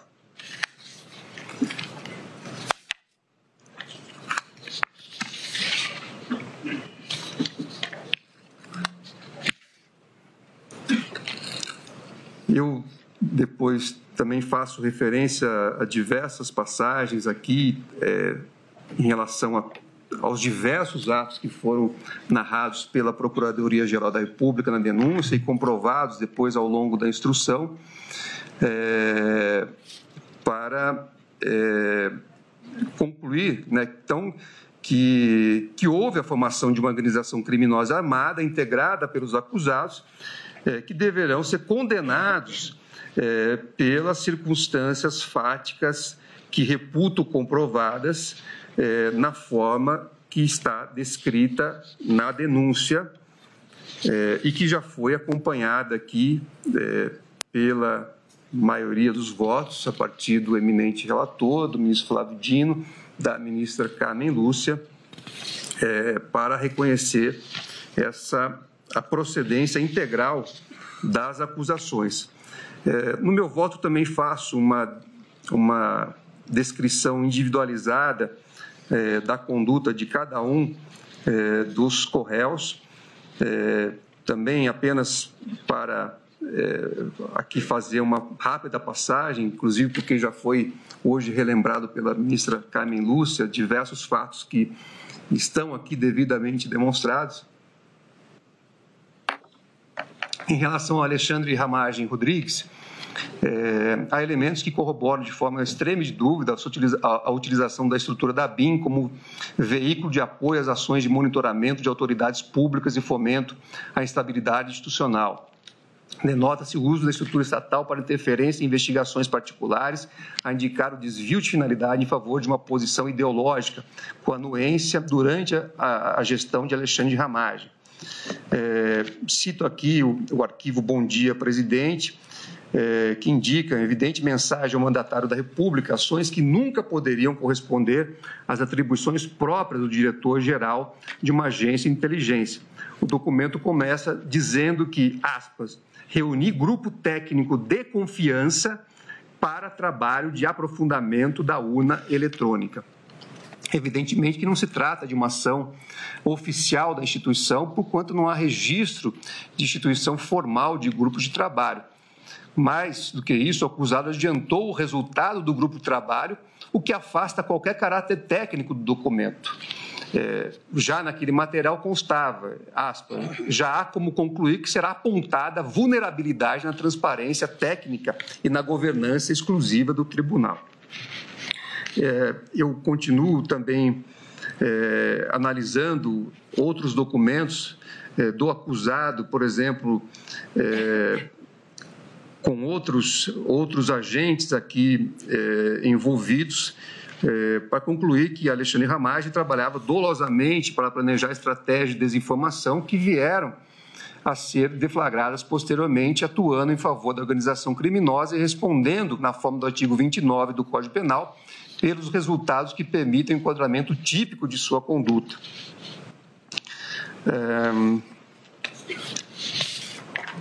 Trago aqui diversos também diálogos que foram trazidos aos autos pela Polícia Federal e depois referendados pela Procuradoria-Geral da República.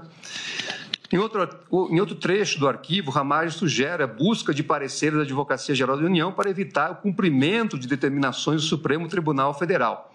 O texto não deixa dúvida de que havia intenção de municiar uma estratégia de cumprimento deliberado de ordens e promover medidas adotadas em investigações em curso. Aí há outros documentos, como o presidente do TSE informa, criado em 10 de julho de 2021 e depois modificado, que instiga não só a adoção de um discurso contra a credibilidade do sistema eletrônico de votação, mas também o embate constante ao Supremo Tribunal Federal, de maneira tão incisiva que endossa a tese acusatória, despontando como elemento denotativo da expressão subjetiva do agir. A plena sintonia entre o discurso de Alexandre Ramagem, transcrito em seus documentos pessoais, e a difusão pública de uma narrativa falsa destinada a opor a opinião pública ao Supremo Tribunal Federal e ao sistema eletrônico de votação, denotando auxílio intelectual que impõe a imputação penal. Então, a procedência da pretensão punitiva em relação a esse réu, ao meu ver, é imperiosa. Aqui, em relação a Almir Garnier Santos, há diversos elementos que denotam endosso subliminar e explícito também a ações voltadas quer para o constrangimento do livre exercício dos poderes republicanos, quer para o apoio da planejada virada de mesa aventada pela organização. Destaco que se trata de prova produzida sob o contraditório, o depoimento do brigadeiro Batista Júnior, então comandante da Aeronáutica, em que se deixou extrema de dúvida a adesão subjetiva ao escopo antidemocrático. Batista Júnior deixou claro, quando respondeu aos questionamentos formulados pela defesa do almirante, que as reuniões realizadas com o então presidente da República não se restringiam à análise jurídica sobre a aplicação da GLO. A defesa não trouxe qualquer elemento capaz de descredibilizar a testemunha, que não tinha interesse algum em falsear a verdade contra o militar da ativa. O cotejo de declarações do general Freire Gomes perante a autoridade policial, com depoimento prestado em juízo, revela que na referida reunião, todos os comandantes das Forças Armadas ficaram surpresos com a posição apresentada pelo então presidente da República. A surpresa dos comandantes denota que a proposição somente poderia ser voltada para a desconstituição da ordem democrática do país, já que, em seguida, o próprio Freire Gomes advertiu o presidente que ele poderia ser responsabilizado ou preso, como reafirmou o brigadeiro Batista Júnior. Foi nesse contexto que o almirante Garnier manifestou apoio ao presidente. Diante da proposição de medidas voltadas para a desconstituição da ordem democrática do país, é evidente que o alinhamento de um braço das Forças Armadas por meio das palavras de seu comandante representa importante, se não fundamental, auxílio psíquico e material, sem o que as ações da organização não teriam tido prosseguimento. E aí eu também destaco outros elementos que foram coletados ao longo da instrução, também o fato do seu nome figurar nas anotações manuscritas do general Augusto Heleno como comandante Garnier, que sugerem tratar esse nome aceito pelos mentores das ações da organização. O fato de Braga Neto determinar aos difusores de ataques digitais que elogiassem o acusado e a sintomática ausência do almirante na troca de comando em 2022. Cuida-se, como já destacado aqui, de ausência inédita em momento carregado de simbolismo máximo em se tratando de instituição mais hierarquizada e tradicional das Forças Armadas. Então, também, à luz desses elementos que eu me referi e trago com detalhes do meu voto, entendo que é imperiosa a procedência da pretensão punitiva em relação a esse co-réu.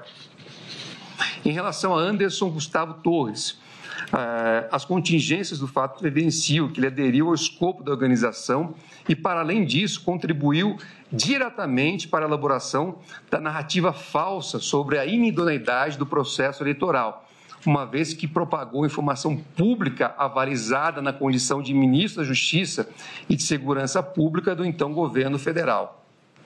Tem razão a Procuradoria-Geral da República quando afirma que o acusado buscou endossar, em vários momentos, as falas do ex-presidente com argumentos pretensamente técnicos, com o escopo de insuflar a população contra as instituições democráticas. Também vejo razão com o órgão ministerial quanto à ingerência do acusado no emprego da estrutura da Polícia Rodoviária Federal no segundo turno das eleições de 2022. Várias falas transcritas não são oriundas de qualquer servidor, mas sim do então ministro da Justiça e Segurança Pública, delegado da Polícia Federal, pessoa com formação suficiente para compreender a envergadura da ilicitude das declarações e do impacto que poderiam ter na opinião pública. A autoridade, é indiscutível, valeu-se de uma retórica dissociada da realidade para convencer o auditório da inidoneidade das instituições relacionadas ao processo eleitoral. Eu também trago, enfim, outros elementos, como a participação de Anderson Torres na reunião com Suvinei Vasquez, no dia 9 de outubro de 2022, para tratar das operações a serem realizadas no segundo turno das eleições. E depois prossigo com várias referências a esses e a outros fatos. Também destaco que a Polícia Federal encontrou no endereço do acusado uma minuta de decreto de estado de defesa, sem número, com 8 artigos, dentre os quais merecem destaque o título e o artigo 1º, porquanto revelam a conexão de toda a narrativa promovida pela organização criminosa.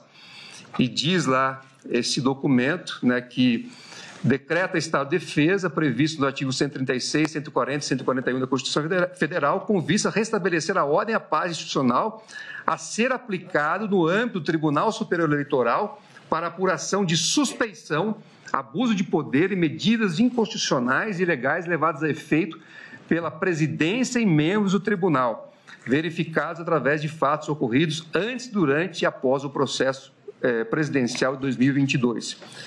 E aí, prossigo com a transcrição do documento. Então, sobressai, como ressaltado pela Procuradoria-Geral da República, a coincidência entre o conteúdo do documento e as mensagens difundidas por Jair Messias Bolsonaro nos ataques ao Tribunal Superior Eleitoral.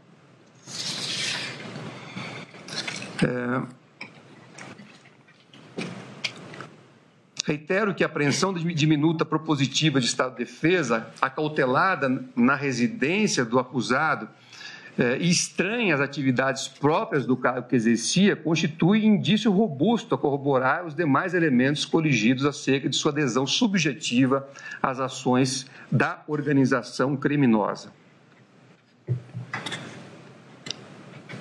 A última ação comprobatória da participação de Anderson Gustavo Torres na série de atos objeto do julgamento compreende na sua conduta enquanto secretário de Segurança Pública do Distrito Federal, nomeado pelo governador Ibanez Rocha em 2023.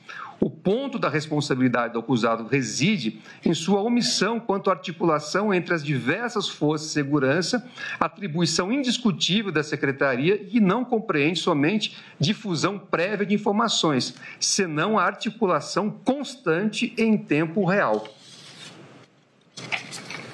Aí eu cito, enfim, a questão da viagem, o relatório que foi encaminhado numa sexta-feira, supostamente não foi aberto, apenas na segunda-feira seguinte, quando a atuação demandava uma atuação permanente e em tempo real, como eu disse, do acusado pelo cargo que ele exercia. Então, diante de todos esses fatos, que também estão detalhados no meu voto, entendo ser imperiosa a procedência da pretensão punitiva em relação a esse co-réu. Augusto Heleno Ribeiro Pereira. Quanto ao denunciado Augusto Heleno, verificou-se que a presença de um relevante quadro do Exército Brasileiro servia para avalizar os discursos e conferir plausibilidade assertiva proclamada pelo então presidente da República de que, em um cenário de corrupção sistêmica do sistema eleitoral, as Forças Armadas deveriam ser chamadas a intervir. Isso ocorreu de forma bastante incisiva na já referida live de 29 de julho de 2021, na reunião ministerial de 5 de julho, em que o general foi interrompido pelo então presidente Jair Bolsonaro ao mencionar estratégia de infiltração de agentes da ABIN durante o acompanhamento do processo eleitoral. E aí cito toda, com detalhes, enfim, a dinâmica daquela situação.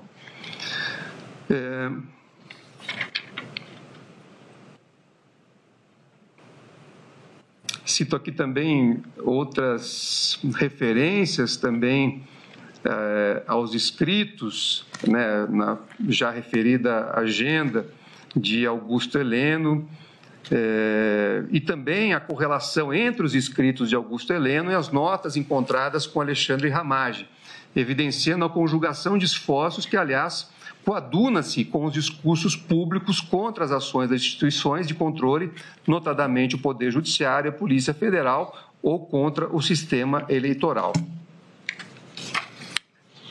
A hipótese acusatória é reforçada ainda pela apreensão do documento HD 2022-A, que previa a instalação de um gabinete institucional de gestão de crise, com o objetivo de estabelecer diretrizes estratégicas para o gerenciamento de uma prevista crise institucional.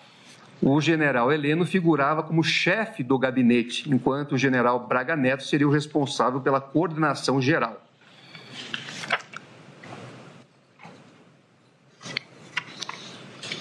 O acusado era justamente o ministro-chefe do Gabinete de Segurança Institucional e declarou que não sabia que estava sendo discutida no alto comando das Forças Armadas, por meio de sucessivas reuniões, uma virada de mesa por meio do decreto de medidas de exceção. Mesmo assim, Augusto Heleno, como já dito hoje pela ministra Carmen Lúcia, foi convocado às pressas no evento de formatura do Neto para uma reunião emergencial com o então presidente da República, a ponto de pedir o uso do avião da FAB, o que jamais havia solicitado, segundo suas próprias palavras. E, sem qualquer explicação, disse que a reunião não aconteceu. A versão é absolutamente implausível. Daí porque a participação do acusado Augusto Heleno Ribeiro Pereira durante todo o iter crimes das ações é incontestável. O réu forneceu auxílio intelectual e material a partir do prestígio de que dispunha perante as Forças Armadas para viabilizar o intuito de descredibilização do sistema eleitoral e para insuflação da população contra o Poder Judiciário e as instituições da República. Então, diante disso e de outros elementos, também entendo que a procedência da pretensão punitiva é imperiosa em relação a esse co-réu. Jair Messias Bolsonaro. Segundo a Procuradoria-Geral da República, Jair Messias Bolsonaro era o líder da organização criminosa armada estabelecida com o escopo de se perpetrar no poder. Foi ele o principal articulador e o maior beneficiário dos atos executórios voltados à tentativa de ruptura do Estado Democrático de Direito, tendo atuado para instrumentalizar a presidência da República a fim de disseminar narrativas falsas sobre o sistema eleitoral, num primeiro momento, e depois para cooptar o apoio das Forças Armadas a fim de promover um golpe de Estado. A Procuradoria-Geral da República aponta a atuação de Jair Bolsonaro no momento das manifestações antidemocráticas com o suporte moral e material do seu governo e seu entorno, culminando nos atos do 8 de janeiro de 2023, que são vistos, aliás, como desdobramento de uma estratégia sistemática de contestação à vitória eleitoral e incentivo à ruptura institucional. Antecipo não ser verdade, diferentemente se falou na defesa técnica do réu, que as hipóteses acusatórias têm um lastro fundamentalmente nas palavras do colaborador. Ao contrário, muitos dos fatos que envolvem a participação do ex-presidente Jair Messias Bolsonaro foram materializadas de forma pública em manifestações nas quais o esgarçamento das relações institucionais se apresentava como estratégia política populista, mas cujos contornos mais ilegítimos foram revelados por um universo robusto de provas documentais e testemunhais, dos quais a acusação é apenas um capítulo. Inclusive, diminuto, porque presente a tentativa por parte do colaborador de minimizar a posição de liderança do denunciado, tal como exposto aqui ao longo do meu voto. Não se cuida, assim, de proceder a qualquer decisão com assento apenas nas declarações do colaborador, provimento, inclusive, que encontra a vedação expressa no artigo 4º, parágrafo 6º, inciso 3 da Lei 12.850. Compreendo que a Procuradoria-Geral da República teve êxito em demonstrar que os discursos públicos do ex-presidente da República não representaram o exercício regular do direito de crítica, mas uma estratégia de corrosão progressiva da confiança pública nas instituições democráticas, como afirmado na peça ministerial. Na live de 11 de julho de 2021, Jair Bolsonaro formulou ataques ao sistema eleitoral, questionando-lhe a lisura e, igualmente, a conduta de ministros do Supremo Tribunal Federal, ao que se seguiu a insinuação de que as Forças Armadas teriam um papel de garantidoras da ordem. Poucos dias depois, em 3 de agosto de 2021, durante entrevista no programa Pingo nos Is, da Rede Jovem Pan, o acusado afirmou falsamente que um hacker havia obtido um código-fonte das urnas eletrônicas, fato que teria sido acobertado pelo TSE. Afirmou reiteradas vezes que o ministro Luiz Roberto Barroso mentia que o TSE havia apagado os logs. Por ocasião das comemorações de 7 de setembro de 2021, novamente, Jair Bolsonaro voltou a ameaçar o Poder Judiciário e incitar manifestações contra o seu livre exercício, conforme já tive a oportunidade de mencionar ao longo do voto. Houve ainda uma escalada no tom das provocações. Na reunião ministerial de 5 de julho de 2022, as falas do réu apresentaram uma versão sabidamente verídica sobre a vulnerabilidade do sistema eleitoral brasileiro. O ex-presidente também conclamou os ministros presentes a difundirem essas desinformações, utilizando a estrutura estatal para tanto. Mais do que isso, acusou ministros do Supremo Tribunal Federal de receberem milhões, sugerindo de forma absolutamente falsa corrupção no Tribunal Superior Eleitoral. Inquirido pelo ministro relator, inclusive, o acusado afirmou: não tem indício nenhum, senhor ministro, tanto que era uma reunião para não ser gravada, era um desabafo, uma retórica eu usei. Se fosse outros 3 ocupando, eu teria falado a mesma coisa. Evidente, pois, que a intenção dolosa não se voltava às pessoas que ocasionalmente ocupavam suas legítimas funções constitucionalmente atribuídas. Ao avesso, o dolo direcionava o vilipêndio da imagem e da credibilidade do TSE como instituição. Foram sucessivos atos perpetrados pelo então presidente da República para obter apoio de braços estratégicos das Forças Armadas para o logro do plano. Além desses fatos, o documento apreendido na posse de outros integrantes do grupo comprova a divisão e coordenação de ações voltadas para beneficiar o acusado e estabelecer a sua manutenção forçada no poder, por meio de decreto de exceção. Refiro-me aos documentos apreendidos em poder de Hélio Ferreira Lima, Operação Luneta, e na sede do Partido Liberal, em que houve apreensão do documento Operação 142 e da minuta de discurso para a posse, entre aspas, após a assinatura do decreto de golpe. Há também prova da ciência e aquiescência do ex-presidente da República acerca do plano Punhal Verde e Amarelo, a denotar sua atuação na coordenação dos atos da organização criminosa. A respeito, existem registros da impressão do documento, como já foi destacado pelo ministro relator e nos demais votos que me antecederam, da impressão do documento nas impressoras do Palácio do Planalto, do Alvorada, tanto no dia 9 de novembro de 2022, como no dia 6 de dezembro de 2022. Embora o acusado negue ciência do plano, há elementos probatórios em sentido contrário. O general Mário Fernandes, secretário executivo da Secretaria-Geral da Presidência da República, foi o responsável por editar e imprimir o arquivo, consoante provam os logs das impressoras do Palácio do Planalto. Ainda uma versão digital do plano foi localizada em dispositivo eletrônico do secretário. No dia 9 de novembro de 2022, logo após a impressão, Mário Fernandes se deslocou ao Palácio do Planalto para o Alvorado, tendo permanecido pouco mais de 1 hora no local. Não é crível que não tivesse encontrado com o então presidente da República e que não tivesse mencionado o plano. Mais do que isso, em 6 de dezembro de 2022, após serem impressas 3 cópias do referido plano, extrato de herbes que indicava a presença simultânea de Mauro Cid, Jair Messias Bolsonaro e Rafael Martins Oliveira na área do Palácio do Planalto. A presença do acusado no Palácio do Planalto é corroborada por mensagens obtidas no grupo de WhatsApp Acompanhamento. O plano e seu início de execução, descrito pelo eminente relator, está fartamente documentado. Os discursos se repetiram e se intensificaram também após a derrota eleitoral. Em 9 de dezembro de 2022, quando os manifestantes acampavam à frente dos quartéis, sob a plástica da conveniência governamental, o então presidente da República fez um pronunciamento público no Palácio do Alvorada, com menção direta à atuação das Forças Armadas, atrelando-as à vontade de seus apoiadores e sugerindo a possibilidade de reversão do resultado eleitoral. Jair Messias Bolsonaro incitou publicamente a população a agir contra as instituições constituídas da República. Ao mencionar a necessidade de arriscar a própria vida após pugnar pela atuação popular, independentemente das Forças Armadas, mas com seu apoio, o acusado deu aval para que atos violentos fossem planejados e executados conforme o seu planejamento. A esse respeito, portanto, não procede a tese defensiva de que os elementos de violência ou grave ameaça não se configuraram. Tampouco há que se cogitar da mera conspiração preparatória, como já tive a oportunidade de mencionar. A prova corrigida revela que a ameaça de recurso às Forças Armadas sempre esteve presente nos discursos inflamatórios.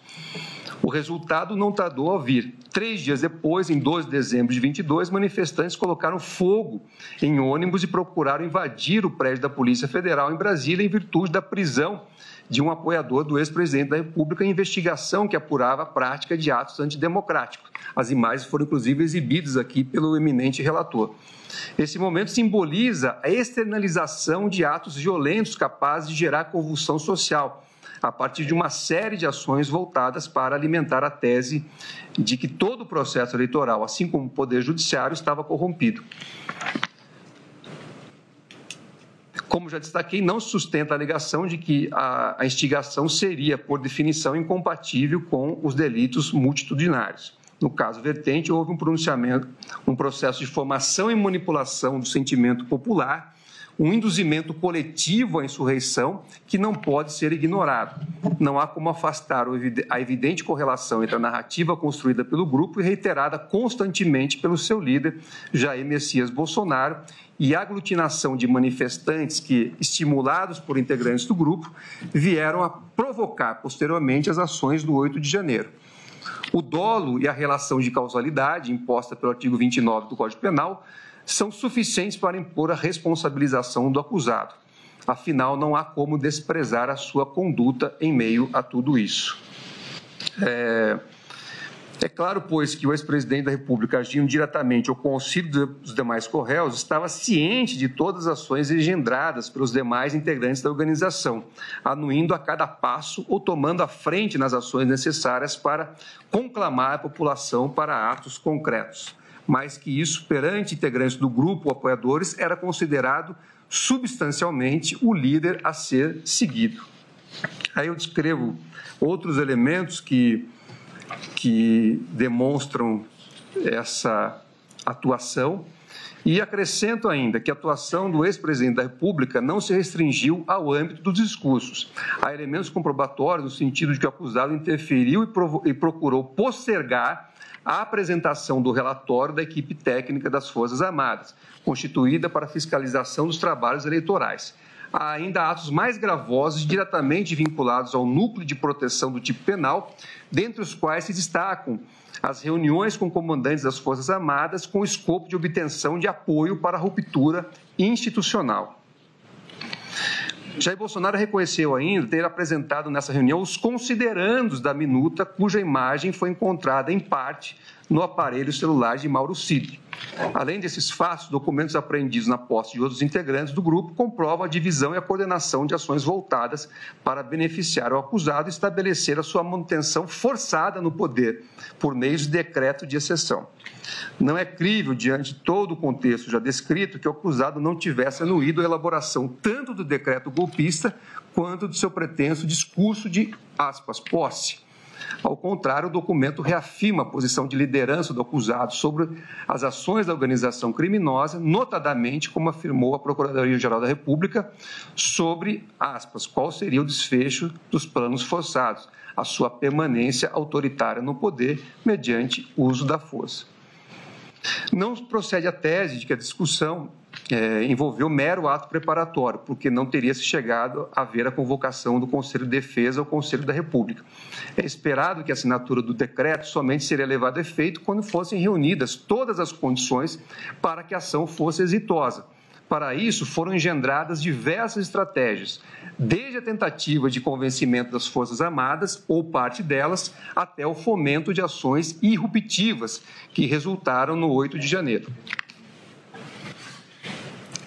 A convocação dos conselhos na sequência de planos articulados artificiosamente para a construção de um estado de anomalia institucional não seria, obviamente, não estaria, obviamente, de acordo com os trâmites constitucionalmente esperados. Logo, nenhuma deferência à Carta Constitucional era se esperar no espectro de atuação da organização criminosa. Em suma, todos os elementos revelam que a tentativa de golpe de Estado havia sido planejada com esmero e já se encontrava em curso, com ações voltadas para viabilizar o melhor momento da sua deflagração, contando com a ciência e contribuição por meio de ações e omissão do réu Jair Messias Bolsonaro, o maior beneficiário dos atos. Assim, a procedência da pretensão punitiva em relação a ele também é imperiosa. Mauro César Cid, que é o colaborador, também eu trago aqui em meu voto diversos elementos que indicam a adesão subjetiva desse corréu ao escopo do grupo, com a participação ativa na articulação de ações entre os diversos núcleos da organização criminosa. Demonstro que o colaborador agiu espontaneamente para auxiliar as ações em curso, quer agendando reuniões para deliberações acerca das medidas a serem adotadas, quer para viabilizar o financiamento da Operação Copa 2022, que envolvia, como se descobriu posteriormente, monitoramento e possível eliminação. Breaking News, CNN. 6h07, portanto, o ministro Cristiano Zanin vota pela condenação do ex-presidente Jair Bolsonaro e mais 7 réus nos 5 crimes apontados pela Procuradoria-Geral da República. Seguiram o relator, ministro Alexandre de Moraes, o ministro Flávio Dino, a ministra Carmen Lúcia, o ministro Cristiano Zanin, que é o presidente da primeira turma do Supremo Tribunal Federal. O voto do ministro Luiz Fux foi divergente. Ele votou para absolver todos os réus, com exceção do general Braga Neto e Mauro Cid, que foram condenados por tentativa de abolição do Estado Democrático de Direito. Portanto, o Supremo Tribunal Federal, a primeira turma do STF, condena o ex-presidente Jair Bolsonaro e o placar é de 4-1. A gente continua, portanto, ouvindo o presidente da primeira turma, ministro Cristiano Zanin. Contra o TSE. Destaca o tom ameaçador ao mencionar reuniões semanais com os comandantes de força para decidir, aspas, o que pode ser feito, com o objetivo de reeleger o então presidente. A intenção era, evidentemente, normalizar a interferência das Forças Armadas no processo eleitoral, o que já configura um elemento do tipo penal do artigo 359-L do Código Penal. Ademais, o general agiu para interferir no processo eleitoral ao adiar a divulgação do relatório de fiscalização das urnas, como já foi amplamente aqui dito, ao emitir 2 notas oficiais com o nítido intuito de desacreditar as instituições. Ele forneceu de forma controversa e pública relevante auxílio material e intelectual para que as ações da organização criminosa pudessem seguir adiante, seja por meio de estratégias voltadas à descredibilização do sistema eleitoral, seja pela instigação com base em teorias conspiratórias e ações violentas, como as que começaram a surgir já no final de 2022. Eu prossigo aqui também com diversos outros elementos que já foram trazidos nos votos que me antecederam, para concluir pela procedência da pretensão punitiva em relação a esse réu. Walter Souza Braga Neto. De acordo com a Procuradoria-Geral da República, a atuação de Walter Souza Braga Neto foi central dentro da organização criminosa que teria se instalado no país. As imputações detalham uma conduta delitiva multifacetada que abrange desde a coordenação de ações violentas até a cooptação de comandantes militares, valendo-se de sua elevada influência no núcleo decisório da Presidência da República. Braga Neto agiu para viabilizar os atos executórios relacionados ao monitoramento de adversários políticos, além de ter articulado ações com manifestantes, a fim de criar um cenário de instabilidade social que justificasse a ruptura institucional. Mais do que isso, segundo a acusação, ele trabalhou para o financiamento de atos operacionais voltados para a instabilidade institucional. Além disso, a acusação indica que o réu participou ativamente na ofensiva para desacreditar o sistema eletrônico de votação e as instituições democráticas. E isso foi plenamente também demonstrado no curso da instrução.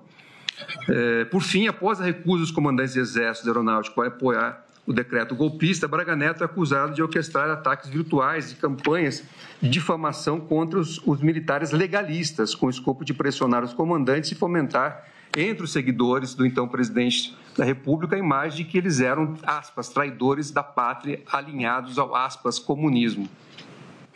A adesão subjetiva de Walter Souza Braga Neto à organização criminosa está presente em uma miríade de atos praticados e comprovados, não somente pela prova oral coligida, mas também substancialmente por documentos e diálogos recuperados em nuvens e constantes de aparelhos celulares apreendidos no curso da investigação, o que o colocam no epicentro das ações voltadas para deslegitimar o sistema eleitoral e a atuação do Poder Judiciário, monitorar autoridades públicas, colocando em início de execução plano que poderia resultar o óbito do ministro relator ou do presidente e vice-presidente eleito, e incitar manifestantes aglutinados, alimentando a esperança, aspas, de uma virada de mesa. Também prossigo com a análise de outros elementos que foram coligidos, que mostram a atuação ativa deste co-réu.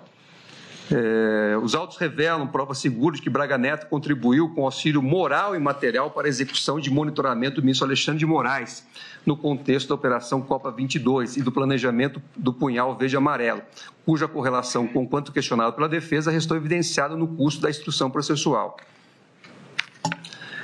Nesse contexto, o contexto da discussão evidencia que a intenção dos integrantes das Forças Especiais ao contatar o colaborador, eu descrevo aqui toda a ação do punhal verde-amarelo, que teve como eu disse, a participação também deste co-réu, para dizer, a liderança de Braga Neto dentro da organização criminosa, ressaltada em diversas passagens das alegações finais da acusação, está de fato evidenciada pelos reiterados diálogos mantidos com Mauro Cid e com integrantes de outros núcleos da denúncia, a revelar a posição central do acusado nas diversas estratégias planejadas e engendradas pela organização, com o escopo de realizar as ações voltadas para concretizar com êxito o golpe de Estado. Destaco, a seu respeito, a figuração em destaque ao chamado gabinete de crise, planejado pela organização. Então, por esses fundamentos, também entendo que a pretensão punitiva deve ser julgada procedente em relação a esse corréu.